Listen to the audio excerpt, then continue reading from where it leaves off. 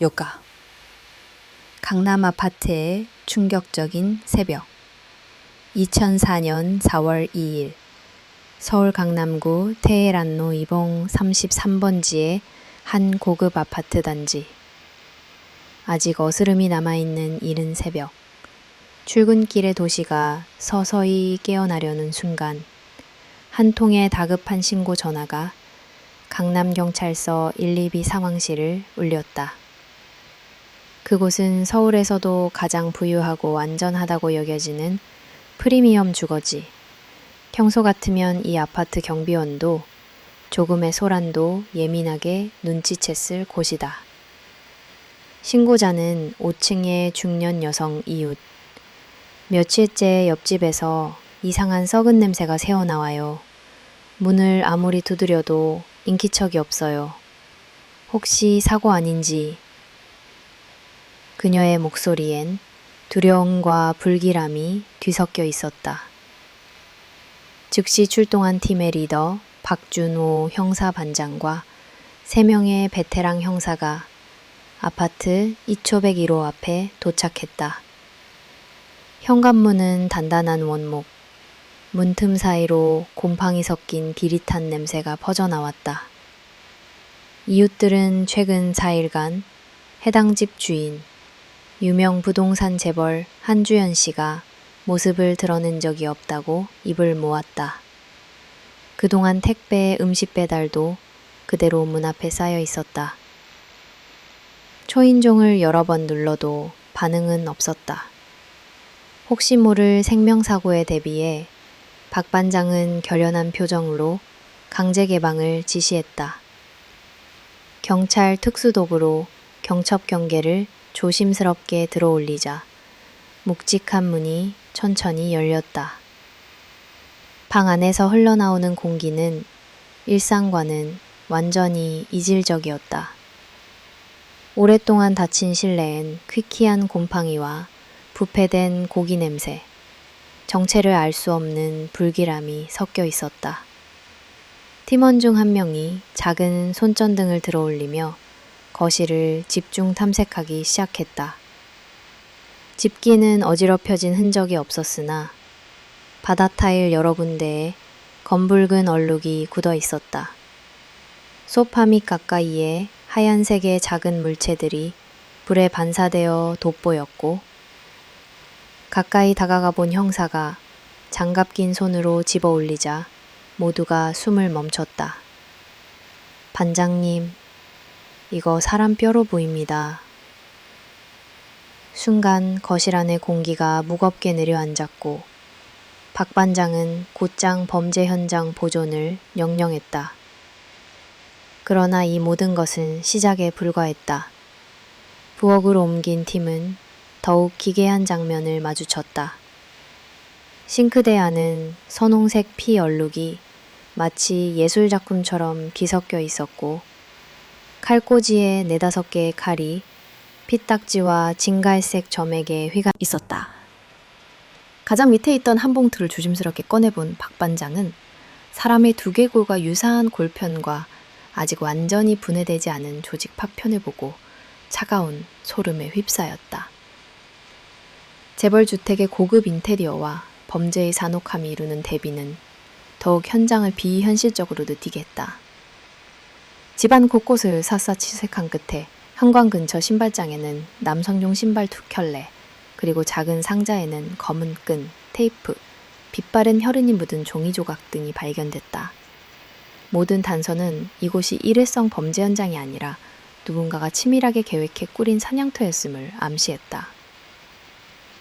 시간이 흐를수록 건물 앞엔 경찰차와 과학수사요원들이 몰려들었고 특수방역복을 입은 직원들이 각종 증거물과 현장 채취물을 옮기기 시작했다. 박 반장은 회의실로 복귀해 보고서를 정리하며 중얼거렸다. 이건 평범한 사고가 아니야. 서울이 곧 공포와 악몽의 도시에 잠기게 될지도 모르겠군. 기이함, 소름, 분노, 두려움, 그 모든 감정이 강남 아파트 2,501호의 새벽에 고스란히 남아있었다. 앞으로 펼쳐질 지옥의 문은 이제야 열렸음을 그 누구도 아직은 상상조차 할 수 없었다. 마만빔은 연쇄의 시작, 수색망을 첫 가동하다. 강남의 아파트에서 충격적인 범죄 현장을 목격한 그 다음 날, 서울경찰청 광역수사대는 여느 때보다 무거운 분위기 속에 아침을 맞이했다. 본관 건물 4층 중회의실. 박준호 반장은 동료 형사들과 과학수사 담당, 실종사건 담당관 등 10여 명과 함께 예외적인 비상대책회의를 열었다. 법의학자, 심리수사관까지 소집된 이 회의에는 서울 시민들의 일상을 뒤흔들 추악한 연쇄 실종의 서막이 담겨 있었다. 박 반장은 한숨을 길게 내쉬며 이번 사건이 단순한 살인이 아님을 강조했다. 그는 커다란 화이트보드에 실종 남성, 20, 30대, 단신 혹은 혼자 거주, 경제적 여유 없음, 최근 일자리, 단기 구직 중, 이라는 굵은 글씨로 적었다. 우리가 어젯밤 확인한 유전자 정보, 그리고 피해자 현장에 남은 신발과 개인 소지품, 모두 젊은 남성이 단기간 머문 흔적입니다. 하지만 공식 실종 신고가 접수된 기록은 턱없이 적죠.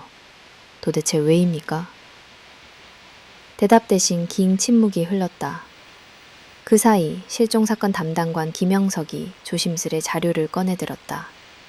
그의 발표에 따르면 최근 2달간 서울 강남 송파권역에서 20, 30대 남성이 사라졌다고 신고된 사례가 총 4건.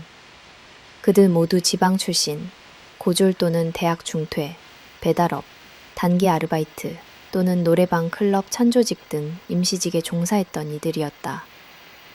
특히 가족이나 가까운 지인들과의 연락이 드물고 하숙집, 고시태 혹은 원룸에서 혼자 지내며 신분증명이나 정식 전입등록이 미흡한 점이 공통적이었다. 한 형사가 말을 이었다. 이들은 대개 SNS, 온라인 구인 사이트 혹은 친구의 추천을 통해 고액 단기 일자리에 지원했다는 기록이 남아 있습니다. 마지막 hin적은 모두 미상. 심지어 어떤 이는 실종 당일 밤 누군가의 전화를 받고 급히 집을 나섰다고 하네요. 각각의 실종자 프로필이 스크린에 띄워졌다. 사진 속 평범한 청년들의 미소와 짧은 이력, 그리고 실종 직전 남긴 문자 메시지. 아르바이트 동료가 마지막으로 들은 오늘은 괜찮은 기회일지도 몰라 라는 말 등이 모두 서글프게 겹쳤다. 박 반장은 회의실을 뚫어져라 바라보며 단호하게 말했다. 이어서 박 반장은 즉각적인 조치를 내렸다. 최근 2달 내 서울특별시 및 위성도시 내 27, 30대 남성 실종 사례 전수조사, 행방 불명된 자의 온라인 활동, 통화 내역, 금융거래, CCTV 동선 재추적, 실종자와 마지막으로 접촉하거나 메시지를 주고받은 사람들의 대조 분석, 비정상적으로 단기 고액 일자리를 제안했던 전화번호, 이메일 등 전수대조, 신분 숨기기 쉬운 고시촌, 노숙인 쉼터, 단기 임대 아파트 단지 현장 탐문. 경찰 수사팀은 1차적으로 임시숙소 일대 탐문조사팀 2조, 디지털 자료 분석팀 3조, 금융흐름 추적팀 4조 등 5개 소그룹으로 나뉘어 즉각 행동이 들어갔다. 특히 금융 데이터 분석팀은 피해자 실종 당일 혹은 전후로 들어온 소액 계좌 이체 내역, 여러 ATM 사용 기록, 핸드폰 개통 이력, 그리고 최근 2개월 동안의 급증한 실종 신고 패턴의 연관성을 집중적으로 살폈다. 이 과정에서 실종자 일부가 실종 전에 30지 50만 원 사이의 소액 송금을 받은 뒤 사라졌다는 전례 없는 사실이 곧 확인됐다. 현장팀은 고시텔, 게스트하우스 같은 곳을 돌며 CCTV를 한 프레임도 놓치지 않겠다는 각오를 체크했다. 누군가는 밤늦게 검은 모자를 쓴 여성 또는 왜소한 남성과 동행해 건물을 나서는 장면이 흐릿하게 포착되기도 했다.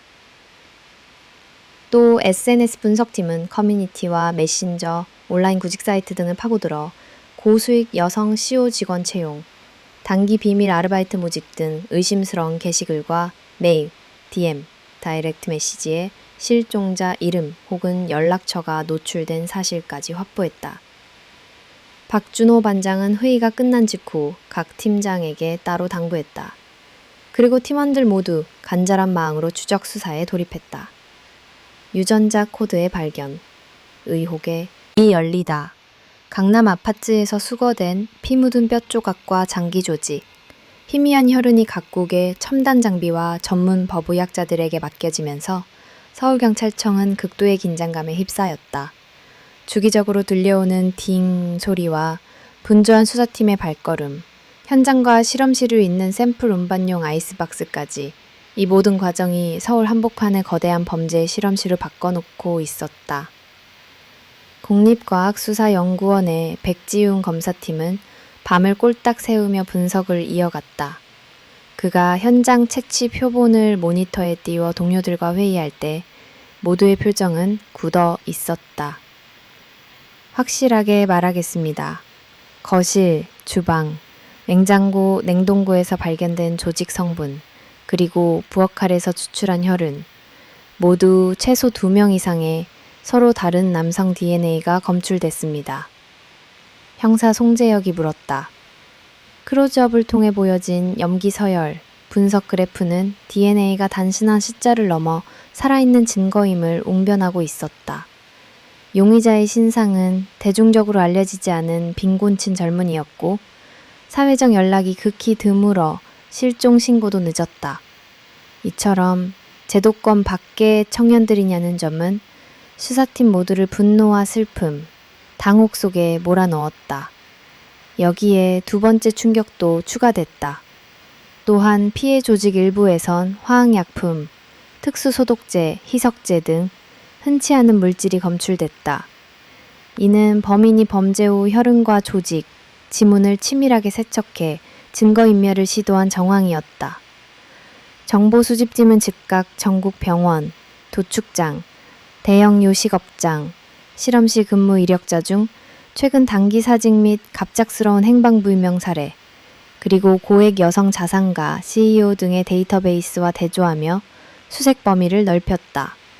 같은 시간 박준호 반장은 고액 단기 취업 모집 등 범죄성과 관련된 온라인 포털, 구인 사이트에서 이번 사건과 연결될 만한 가명, 아이디, 연락처를 일부 추적했다. 그러던 중 한 피의자가 실종 직전 친누나에게 남긴 마지막 문자 내용이 과학수사팀에 전달됐다. 박 반장은 그 문장을 소리내 읽으며 의자에 기대 앉았다. DNA 데이터, 희귀한 절단 흔적, 피해자들의 삶의 궤적이 결합되며 수사는 새로운 국면을 맞았다. 해당 조직, 혈액, 뼈 조각에서 잘라진 몸의 일부와 실종자 데이터가 하나하나 맞춰질수록 팀원들은 끔찍한 현실을 직시했다. 이날 저녁 박준호 반장은 팀원들을 소집해 말한다.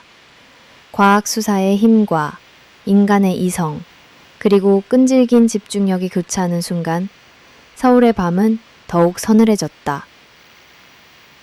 수수께끼에 부유한 여성과 검은 고급차의 미스터리, 강남 아파트, 사건이 연쇄 실종의 서막임이 밝혀지고로부터 불과 며칠 뒤 수사팀은 사건이 미지의 그림자, 부유한 여성에 대한 구체적인 단서 확보를 최우선 과제로 설정했다.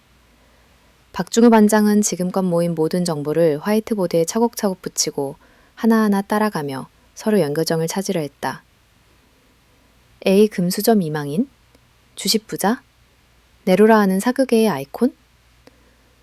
경찰 신원 파악팀은 한주연이라는 복수의 이름, 여러 개의 주민등록증과 은행계좌, 고급차 등록증, 사업자 등록증 등 복잡한 신원 네트워크와 마주하게 되었다.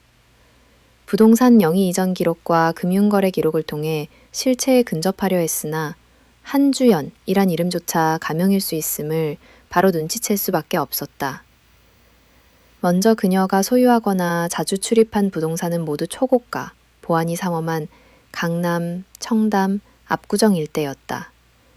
등기부상 집합건물 명의자는 여러 차례 변경되었고 추적에 들어갈 때쯤이면 이미 퇴거 혹은 새 임차인으로 바뀌는 경우가 많았다.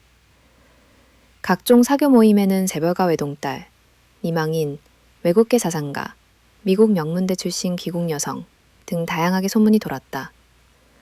출입했던 와인클럽, 화랑, 프라이빗바, 하이엔드 벼룩시장 직원, 파티 플래너, 조경사 등 수십 명을 개별 조사하자 모두 한주연 씨는 항상 도도하고 차분했으며 현금을 선호했고 자신의 과거나 신상에 대해선 전혀 얘기하지 않았다고 입을 모았다.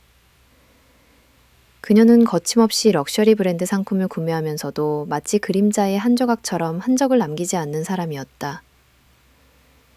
B. 검은 세단. 도시 유령의 이동수단. 수사팀이 쉽게 간과하지 않은 건 바로 고급 세단의 존재였다. 아파트 단지, 강남 카페, 호텔 주변 CCTV에서 포착된 건 유난히 빛을 빨아들이는 듯한 깊은 검정의 수입 차량이었다. 차종은 최신형 제네시스 EQ900 혹은 벤츠 S클래스, 길이 약 5m, 통유리 색상, 도난방지 튜닝, 희미하게 반짝이는 희귀 커스텀 힐. 무엇보다도 특징적인 것은 차량 등급번호판이 매번 달랐다는 점이다.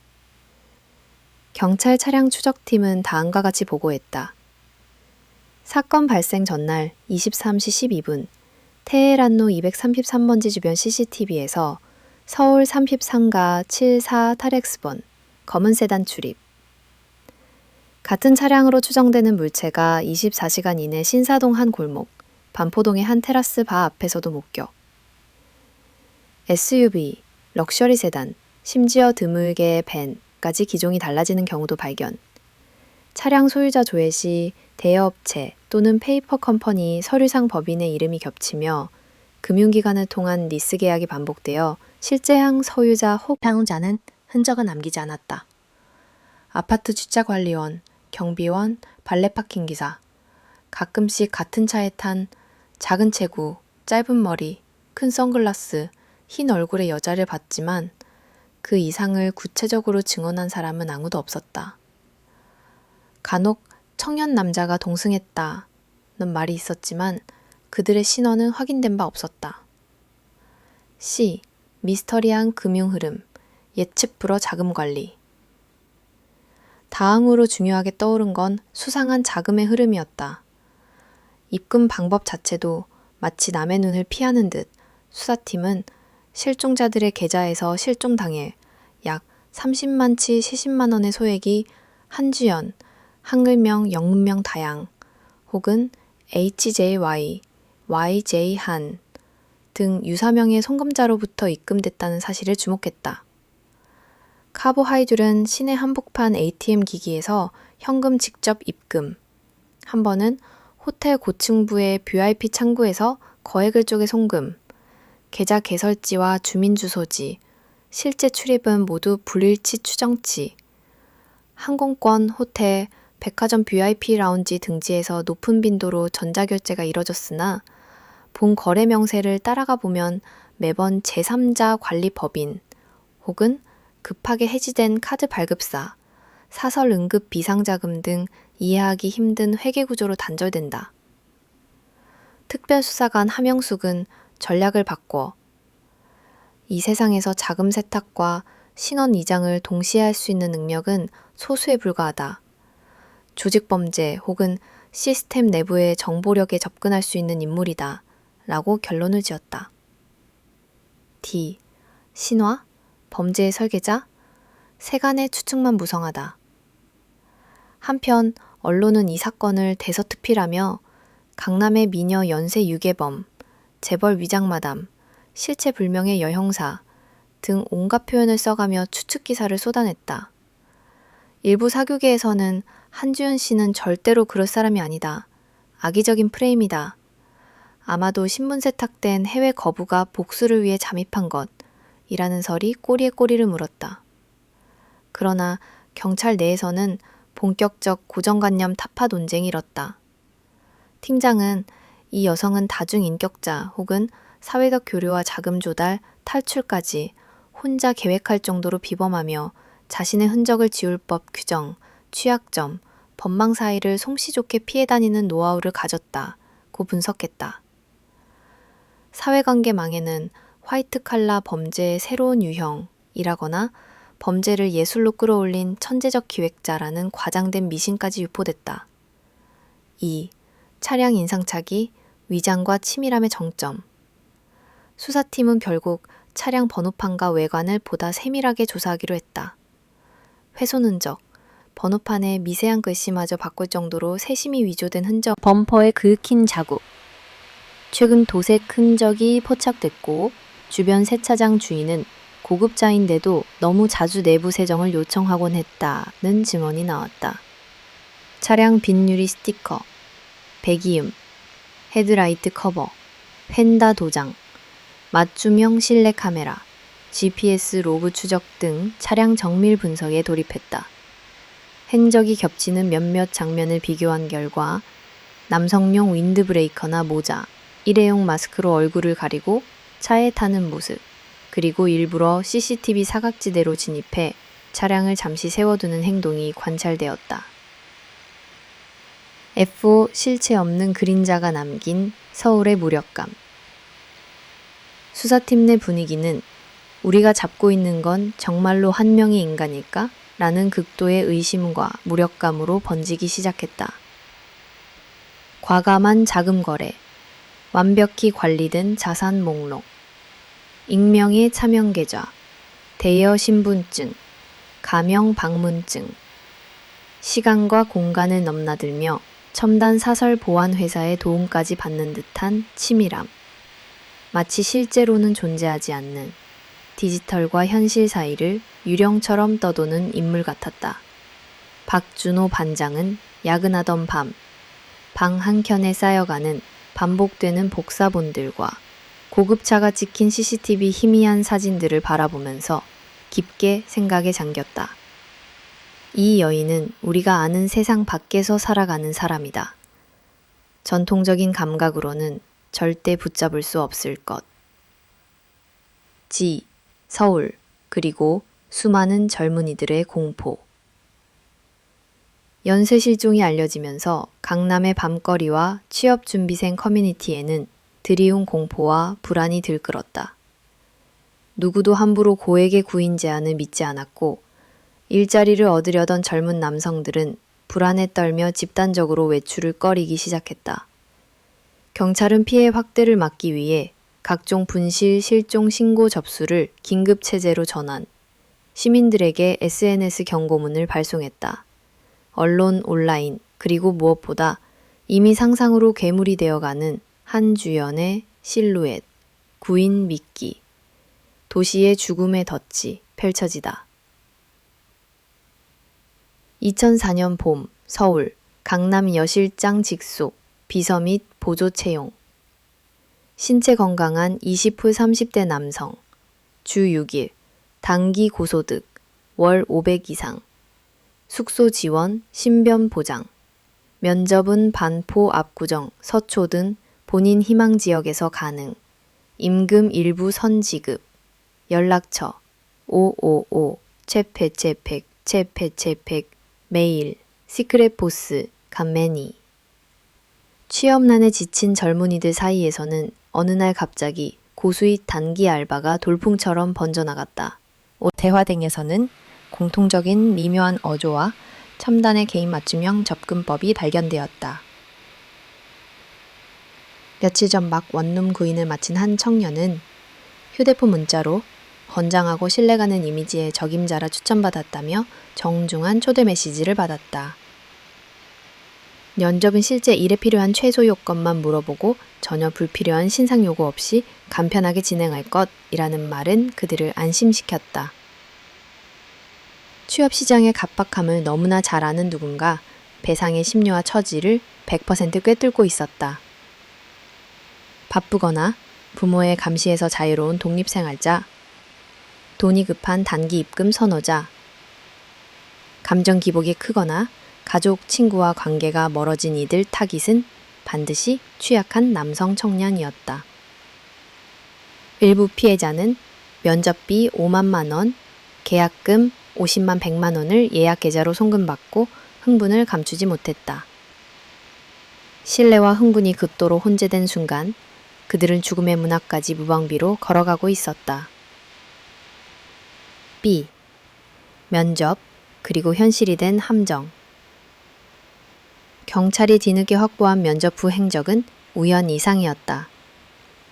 지명 면접 장소는 대개 반포, 테리릭, 방배 등 강남 일대 고급 커피숍, 블라촌 혹은 임대 아파트 로비, 혹은 여사장의 작업실로 위장한 원룸, 갤러리, 실내 인테리어 사무소, 피해자가 약속 시각 10두 15분 전에 도착하면 여사장이라 칭하는 신원이 불분명한 상대방은 마치 기다렸다는 듯 전화를 걸어온다. CCTV에는 20대 30대 남성이 커피숍, 로비, 주차장 등에서 작은 체구, 선글라스, 마스크, 모자 등을 쓴 여성과 나란히 걸어가는 모습이 흐릿하게 포착됐다. 면접이 끝나고 일 혹은 오리엔테이션 또는 실제 업무 현장이 압구정 노년 일대 한 아파트 혹은 빌라로 변경된다. 지금 5호 건물 2층 커피숍으로 오세요. 검은 옷에 회색 스카프를 하고 있을 거예요. 창가 자리에서 기다립니다.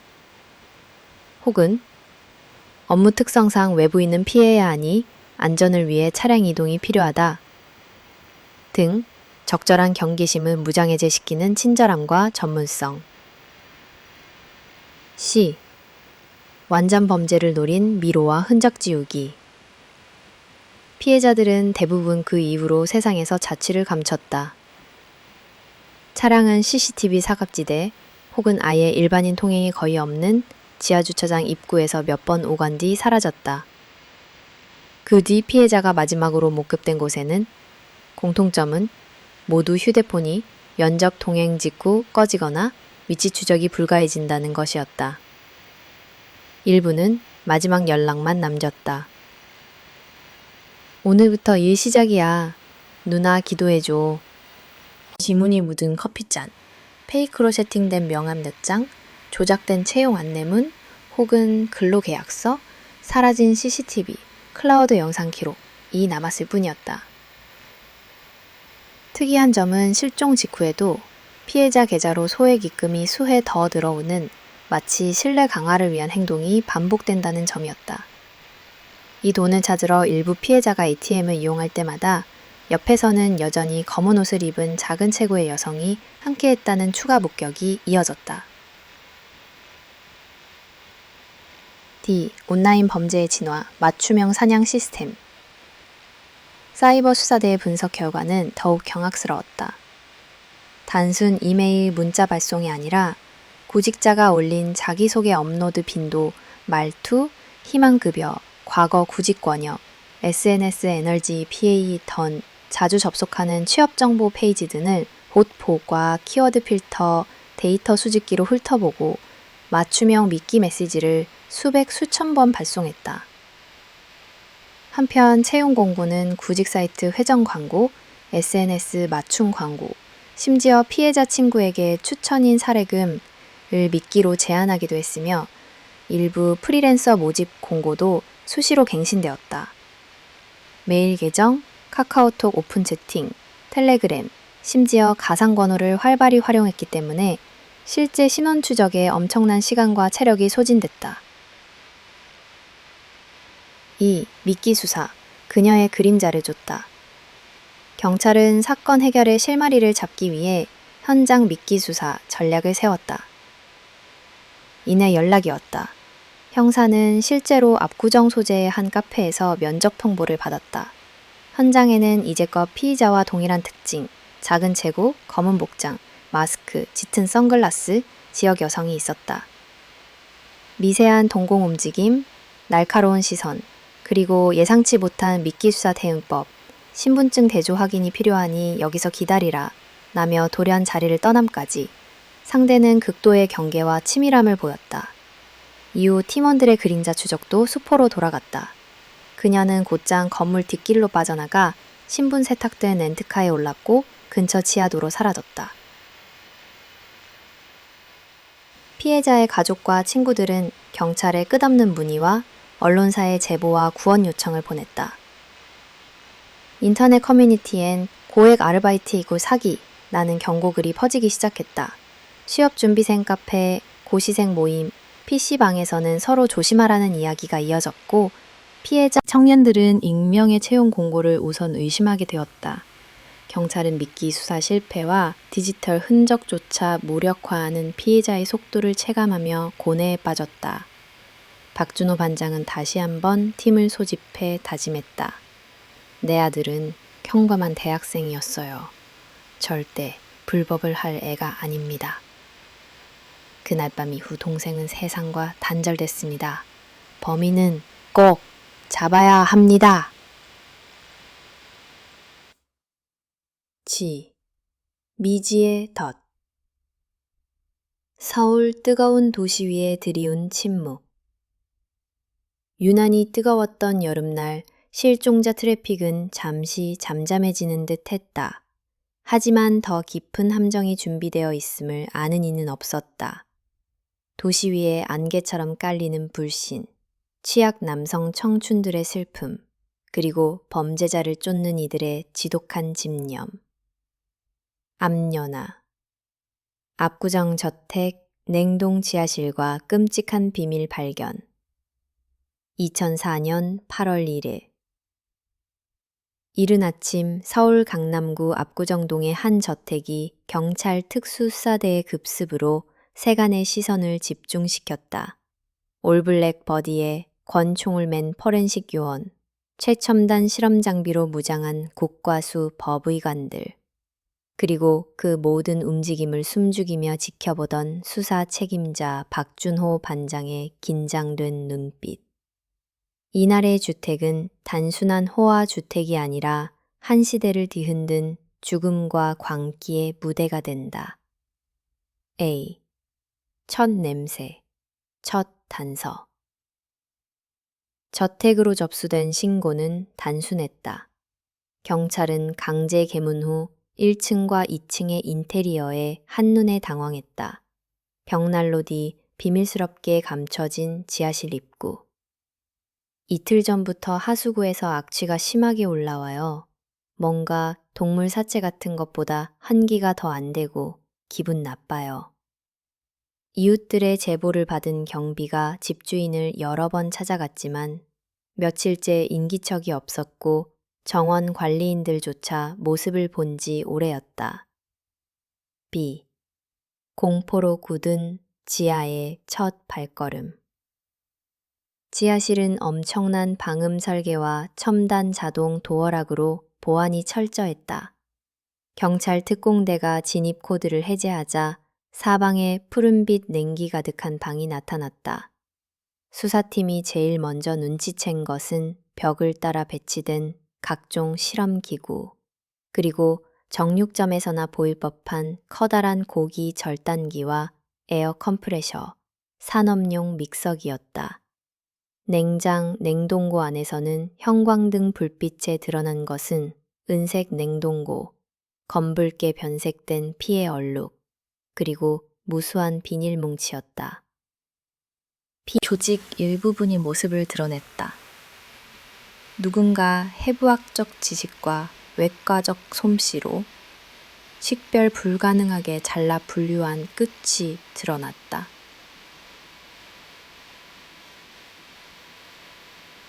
C. 섬뜩한 기록, 지옥의 장도. 현장 조사의 백미는 햇빛 한 줄기 없는 책상 위에서 발견되었다. 심지어 체험식단이라는 이름으로 스터디 플래너와 같이 기록된 노트, 각 피해자의 사진과 신상 정보, 면접 장소, 채용 일시, 마지막 목격 당시, 특이사항 등이 빼곡히 적혀 있었다. 한 페이지엔 특급 61A 청년, 체중 68kg, 근육질, 7일간 숙성이라는 소름 끼치는 문구와 인체 부위별 무게, 취급 일자, 조리 실험 메모까지 남아 있었다. 창바, 첩, 간, 신장, 구이, 척, 근육살, 등심 요리, 턱, 특제 소스 비법 같은 요리 메뉴가 사진, 코멘트와 함께 철저히 정리되어 있었다. 냉동고 깊숙한 곳에 플라스틱 상자에서 나온 것은 피해자 혈액이 묻은 현금과 각각의 범죄에 사용된 차량 시동키 수십 개, 폐기된 휴대폰, 알 수 없는 USB 칩들이었다. D. 사이코패스의 무대, 증거의 정교함. 국립과학수사연구원 법의학팀은 냄새, 온도, 바닥의 혈흔 패턴, 봉투 표면의 손자국, 실험실 장비 사용 흔적 등 모든 현장을 정밀하게 채취했다.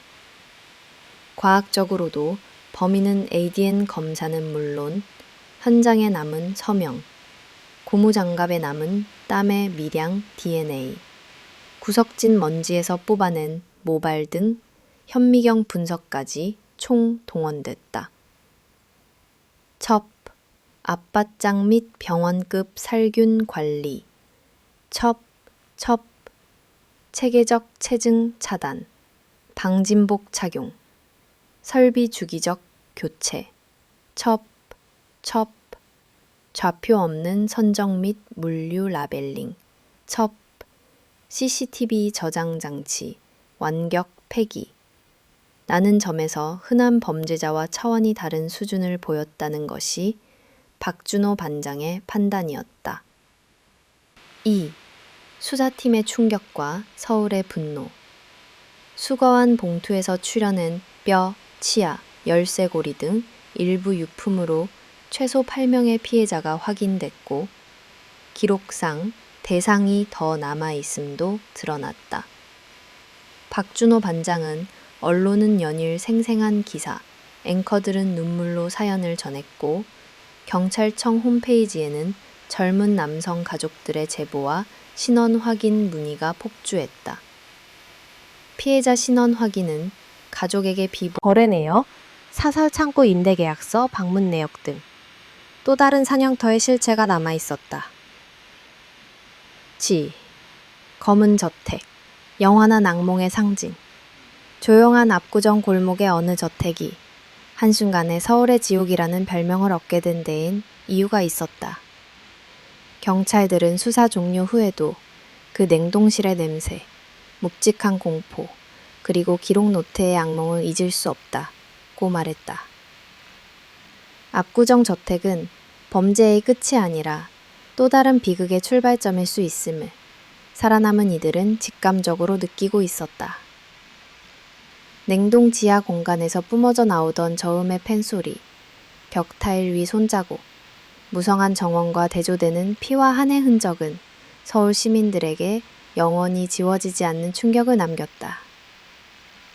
연쇄 실종의 계속, 기부인 그림자에 휩싸인 도시. 실종은 멈추지 않았다.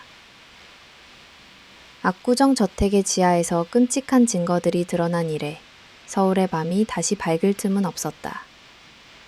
8월 말, 또다시 한 젊은 남성이 흔적도 없이 사라졌다. 대학 중퇴, 낮에는 택배 아르바이트, 저녁에는 당일치기 일용직 일로 하루하루를 버티던 24살 이정훈.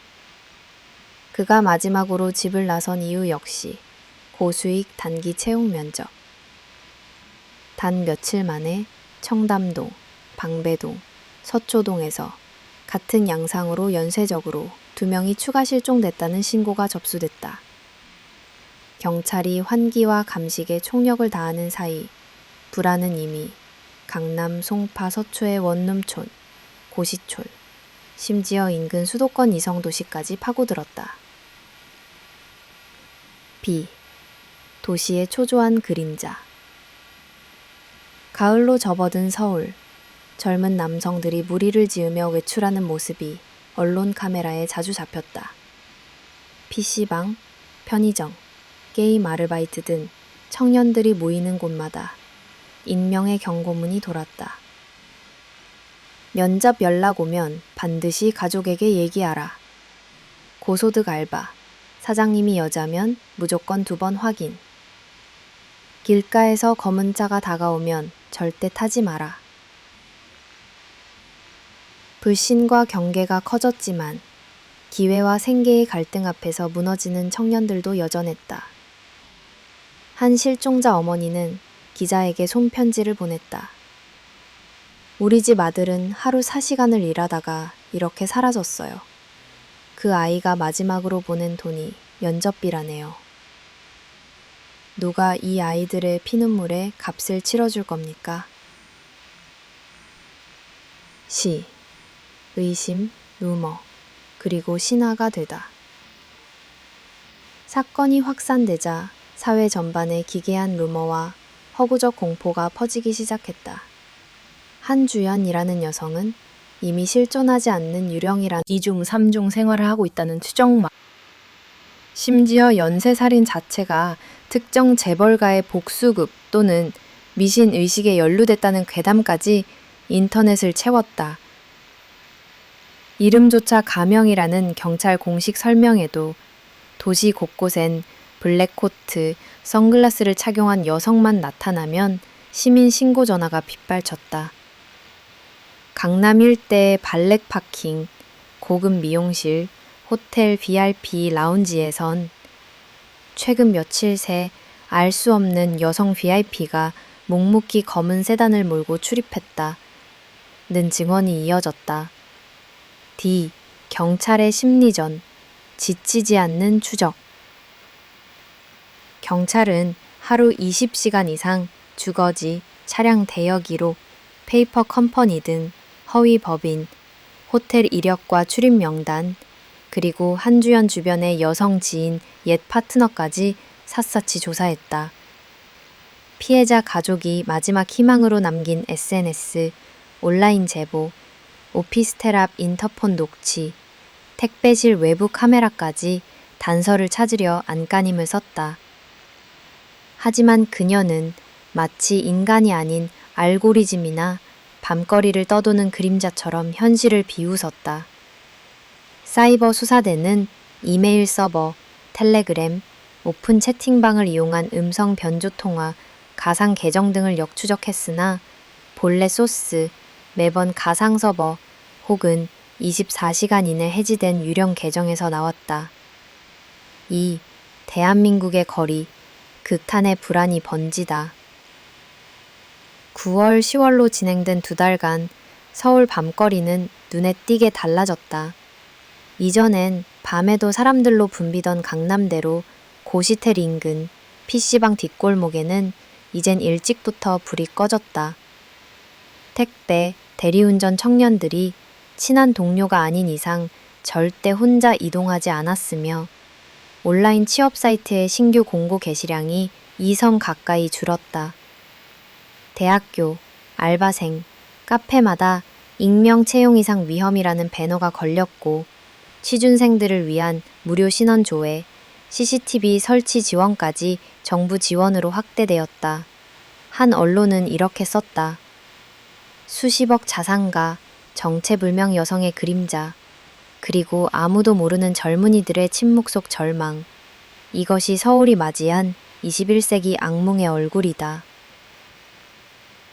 F. 그림자와의 오랜 사투, 그리고 사회적 각성.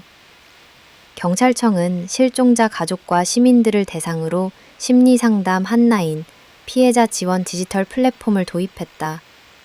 수사 기록엔 다음과 같은 한마디가 남았다. 그리고 누군가는 이 일을 도시와 청춘을 품은 괴물, 대한민국의 집단 트라우마라고 부르기 시작했다. 압구정 저택이 도성이었습니다. 그럼에도 불구하고 부유한 여성의 그림자는 다시 한두 달을 넘어서도 완전히 사라지지 않았다. 숨막히는 추적, 모든 길은 막힌다. A. 장기전으로 번진 사냥, 추적의 서막. 압구정 저택의 냉동 지하실에서 악몽 같은 진실이 밝혀진 후 서울경찰청은 사상 유례 없는 연쇄 실종 사건 대응을 위한 특별수사본부를 창설했다. 사건 지휘를 맡은 박준호 반장은 수백 명의 인력, 최신 디지털 장비, 민간 포렌식 기업, 은행, 5대 통신사 정보기관의 협조까지 얻은 총력전을 펼치기 시작했다. 경찰, 검찰, 정보기관이 합동으로 피해자 DB, 차량 트래킹, 신분증 위조 체크, 국제금융 흐름 추적, 은행, 증권사, 가상화폐 거래 기록, 비밀 법인, 매입, 투자 등도 병렬로 조사, 해외 인터폴 공조, 한주연의 모든 출입국 기록, 친인척 인맥, 각종 대여업체 내역까지 전수 분석, 하지만 실마리는 번번이 허탕이었다.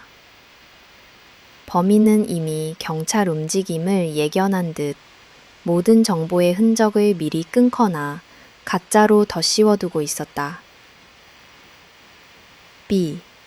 미로처럼 꼬인 가명, 유령 신분, 위장된 흔적.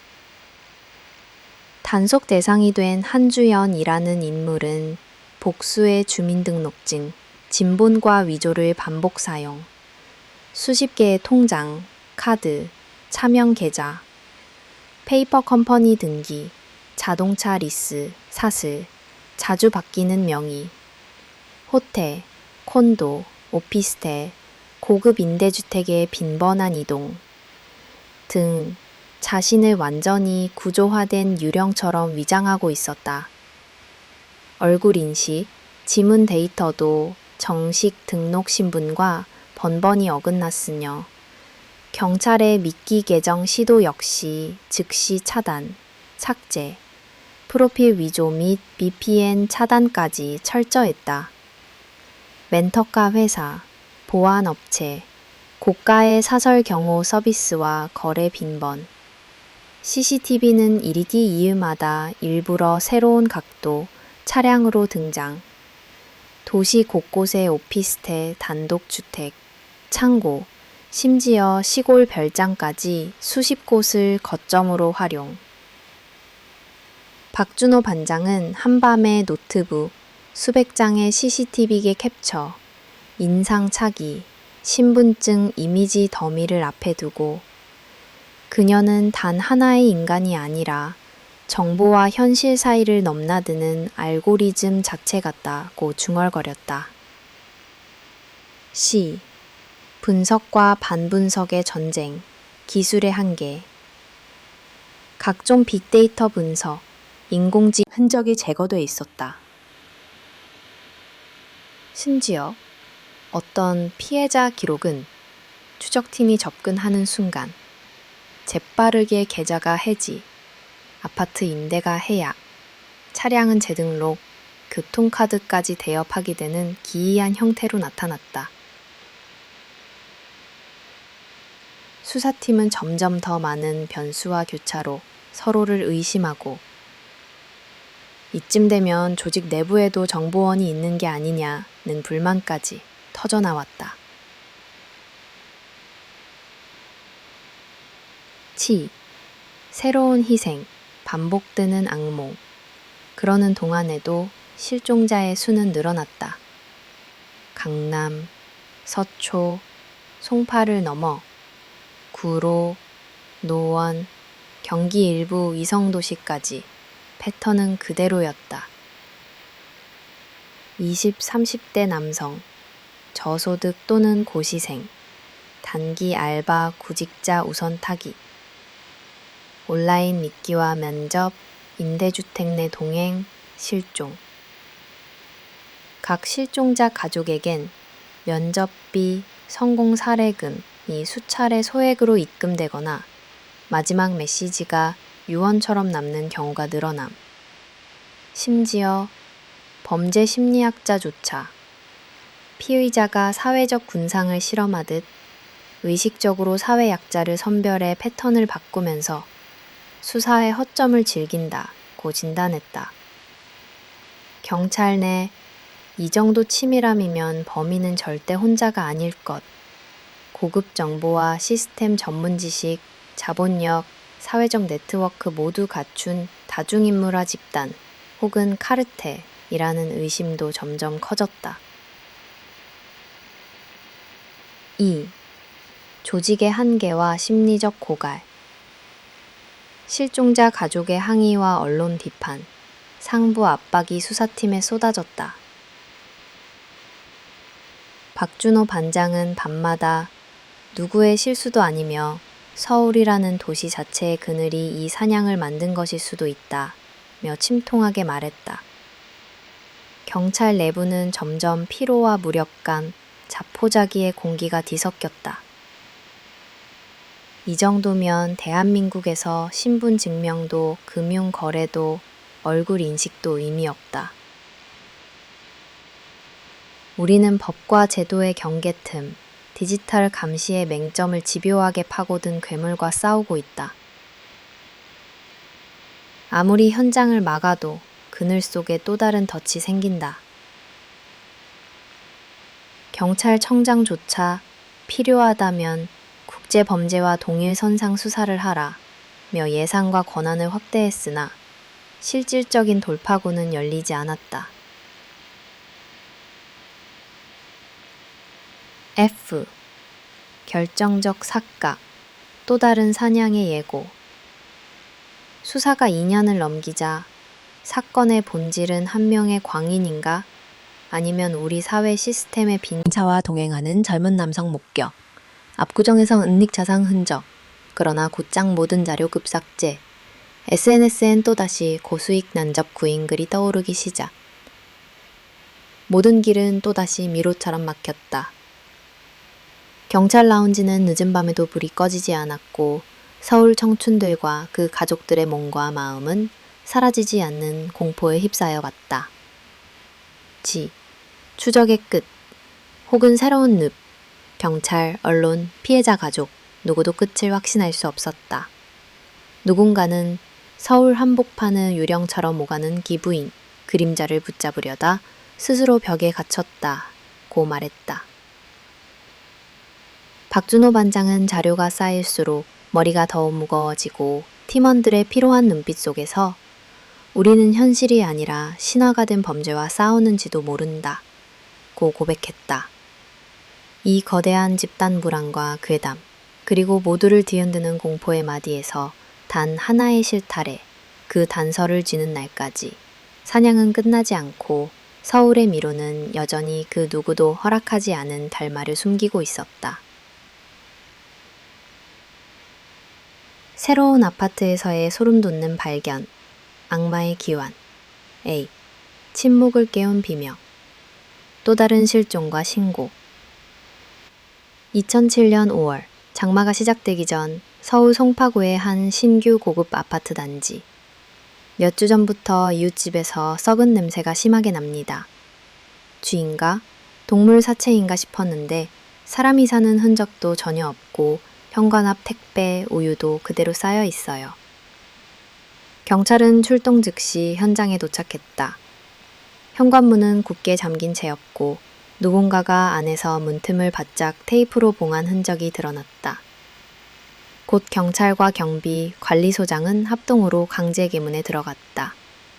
피로에 찌든 도시와 허탈함에 지친 경찰들, 모든 실마리가 벽에 막혔다고 여겼던 어느 날 아침, 새벽에 울리는 관리실 신고 전화가 사건의 재개를 알렸다. B. 차가운 지하, 반복된 악몽의 디테일. 도어가 열리자마자 내부에서 섬뜩한 한기와 함께 익숙한 부패 냄새가 물밀듯이 밀려 나왔다. 벽 한쪽에는 대형 스테인리스 냉장 냉동고가 나란히 2대 설치돼 있고 그 옆엔 산업용 믹서, 에어 컴프레셔, 각종 도축용 도구, 방진복, 약품통, 비닐롤 등이 무더기로 쌓여 있었다. 냉동고를 열자 예전 압구정 현장에서 이미 경험한 것과 같은 작게 분할된 검은 비닐봉투 무더기가 발견되었다. 현장에는 거실 바닥엔 먼지와 곰팡이, 무언가가 과거 몇 주간 전혀 움직인 흔적이 없었다. 주방과 거실 사이, 작은 방 앞에 바로 연결된 공간 한가운데 커튼이 쳐져 있었고 조리 해부 메뉴가 적힌 노트와 각각의 날짜, 피해자 이름이나 코드가 기입된 네임탁, 실험 분석에 사용된 흔적의 약품 병과 장갑, 도구, USB, 오래된 휴대폰 등이 어지럽게 놓여 있었다. C. 과학수사. 진화한 은폐. 역겹도록 치밀한 흔적. 국립과학수사연구원은 즉시 동원돼 냉동 인체 시료의 DNA 분석, 현장의 미세 혈흔, 탈락 각질, 가전제품의 지문, 바닥, 벽지, 환기구, 플라스틱 통 표면 채취, 안에 남아있는 모든 디지털 저장 장치 일제 압수 및 복구에 들어갔다. 특히 이번엔 미리 투자된 공기 정화기와 냄새 중화 장치, 급속 멸균 소독제가 더 의도적으로 분사되어 있었으며 CCTV는 모든 저장 장치가 훼손, 화재 흔적으로 완전히 폐기된 상태였다. 피해자별로 분류된 노트와 전자기록엔 특수 다이어트 실시, 근육 3일 숙성, 카카오 계정, 뽀뽐 폼, 실내 CCTV, 냉동 출입 자유, 신속한 폐기 등 연구 노트와도 같은 소름 돋는 단어들이 반복됐다. D. 기환의 신호, 진화한 아기, 그리고 추적의 불씨. 더욱 두려웠던 것은 이번 범행은 이전의 압구정 사건보다 한층 조직적이고 과학적으로 징화된 흔적이었다는 점이다. 범인의 신분을 추적할 카드, 계좌 흐름은 매번 가명이 섞인 소액 분할 송금, 혹은 오프라인 현금 사용, 렌트카, 배달 오토바이, 각종 페이퍼 컴퍼니 명의의 출입 통제 강화, 아파트 로비, 지하주차장 CCTV의 맹점과 시간차를 최대한 이용, 임대차 계약과 거주 인적 자체를 실종자 신분이나 제3자 명의로 가장, 경찰이 USB와 폐 휴대폰을 복구하자 실종 피해자 5명의 연락처, 최종 면접 일정이 기입된 다이어리 스캔본, HJY 이니셜로 암호화된 금융 내역, 후임 선택 완료라는 의미불명의 메시지 등이 드러났다. 이제 현장은 의심을 넘어서 살아남은 자들 모두에게 그놈은 다시 돌아왔다는 집단적 전율로 이어졌다. 이 유가족의 비탄과 사회 위안의 또 다른 악몽. 실종자 가족들은 또다시 경찰청 앞, 뉴스 스튜디오, 각종 온라인 포럼을 찾아 언론은 이 소식을 대서특필했다. 아이의 시계를 여기서 찾았습니다. 이것만은 반드시 끝을 내주세요. 아무리 신분을 숨겨도 이 나라엔 청년들의 목숨이 습자로 남는 일이 없도록 만들어야 합니다. 며 눈물과 분노, 절망이 교차했다. 살아 돌아온 악마, 대한민국은 안전한가? 압구정 저택의 망령, 송파구 아파트에서 다시 태어나다 같은 자극적인 헤드라인은 실었고 사회는 두려움 속에서 모든 고액구지, 익명채용 알선 광고를 초하는 사라지게 할 정도로 맹렬한 방어적 움직임을 드러냈다. F. 그럼에도 남겨진 어둠, 남겨진 과제와 끝나지 않는 악몽, 압수된 각종 순차적 기록, 이달 내 처리 목표 2인, 채용무 익명 전환 성공, 약속 장소 도착, 임대차 계약 해약 처리 완료. 나는 피의자 수천 메모를 분석한 박준호 반장은 흔들리는 목소리로 말했다. 악마는 사라지지 않았습니다. 그저 또 다른 얼굴, 또 다른 방식을 찾아왔을 뿐입니다. 경찰은 현장 봉쇄 후 다수의 수사팀, 디지털 포렌식 전문가, 사회복지 관계자, 그리고 실종자 가족 지원팀까지 현장에 풀가동했다. 서울의 또 다른 아파트, 빌라, 고시원, 창고는 이미 새로운 단서가 숨겨져 있을지 모른다는 불안에 휩싸였다. 끝나지 않은 귀환, 집단 트라우마의 재확인. 시민들 사이에서는 이번이 마지막이길, 정의가 반드시 승리하길, 이름 없는 청춘들의 희생이 반복되지 않기를. 나는 메시지가 온라인, 거리 신문, 각종 포럼을 가득 메웠다. 그러나 범죄의 본질, 기부인의 그림자는 여전히 잡히지 않았고 그날 이후 송파의 아파트 단지는 명확한 해명과 정의가 내려지기 전까지 서울 집단 트라우마의 재시작점으로 남았다.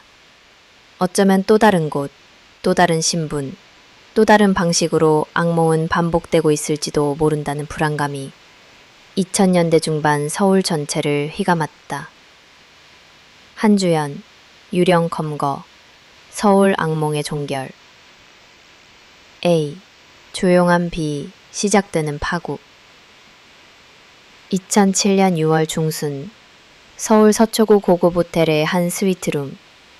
압구정과 송파에서 시작된 미제 실종 연쇄 사건의 최종 용의자, 이름을 수십 번 바꾼 기부인 한주연. 압구정 때 보고 익숙했던 체구, 미행하던 검은 렌터카 번호, 긴 장막 끝자락, 빗줄기와 함께 도시는 일상을 되찾던 듯 했으나 경찰청 광역수사대의 전화기는 새벽을 깨웠다. B. 잠복과 추적, 숨막히는 점령. 즉각 수사팀은 객실 카드키 기록, 건물 내외부 CCTV, 인근 ATM, 편의점까지 빈틈없이 엮었다. 리더 박준호는 전자장비 분석팀, 잠복조, 형사복 여경, 호텔 보안 관계자를 긴급 소집해 무혈 진압 플러스 증거 전략을 최우선에 두었다. 경찰이라는 사실을 눈치채지 못하게 객실 내 모든 전자기기 은닉, 비상계단, 엘리베이터 완전 제어, 복도 무전기 바디캠 실시간 송출, 심지어 미니바 진열까지 모두 관리해라. 그녀의 동선을 그림처럼 분석하며 위조된 주민등록증과 영어로 표기된 외국 명의 신용카드, 휴대폰 사량은 일절 직접 인출이라는 메시지가 남겨 있었다. C. 기부인의 마지막 저항. 새벽 2시 17분. 작은 체구의 여성이 블랙 블루종 선글라스, 장갑, 볼캡을 벗지 않은 채 욕실 문 앞에서 핸드폰과 컴퓨터를 번갈아 조작하고 있었다.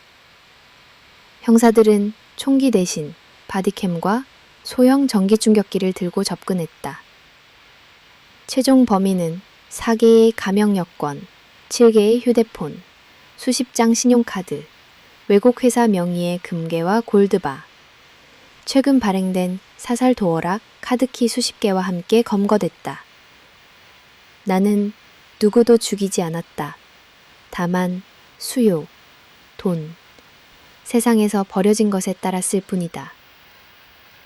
야광 손목시계를 든 박준호 반장은 특수 신호에 맞춰 카드키로 조용히 객실 문을 열었다. 방 안에는 습기 찬 냄새, 블라인드 내린 창, 강한 공기청정기 바람이 맴돌았다. D. 증거의 힘, 악몽의 사슬을 끈타.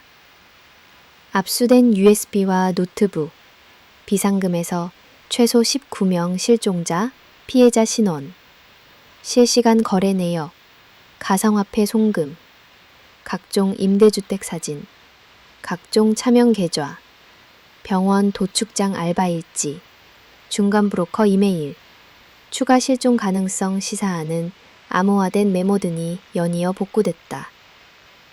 DNA 감식, 차량 GPS, CCTV 데이터, 현장 혈액 지문 패턴, 피해자 휴대폰 데이터까지 한 점씩 맞춰졌다. 계약서 없이, 연락도 없이 단 며칠간 여사장에게 끌려다니다가 우연히 기절한 뒤 탈출했다. 방진복, 이상한 체열, 냉장실, 모두 진짜였다. 유일하게 결정적이었던 것은 일부 살아 돌아온 청년의 증언이었다. 2. 재판, 서울의 분노와 한숨. 언론은 귀부인 유령, 압구정의 악마, 대한민국 사상 최초의 도시형 연쇄실종 및 해부범이라는 타이틀로 도배됐다. 한주연은 모든 혐의를 부인했으나 결정적 물증과 공개 진술 영상자료 앞에 스스로도 침묵에 빠졌다. 결국 법원은 전대미문의 악의, 철저한 계획과 반복, 사회적 취약계층에 대한 잔혹한 범죄라는 이유로 재판정, 연일 이어진 취재진과 참관인, 피해 가족, 청년 유가족의 오열은 법정 전체를 휘감았다. F. 종결 이후 집단 트라우마와 서울, 그리고 남은 과제. 도시는 이 소식을 접한 후 긴 카타르시스와 깊은 한숨, 그리고 기이한 상실감의 기술이 반드시 강화돼야 한다.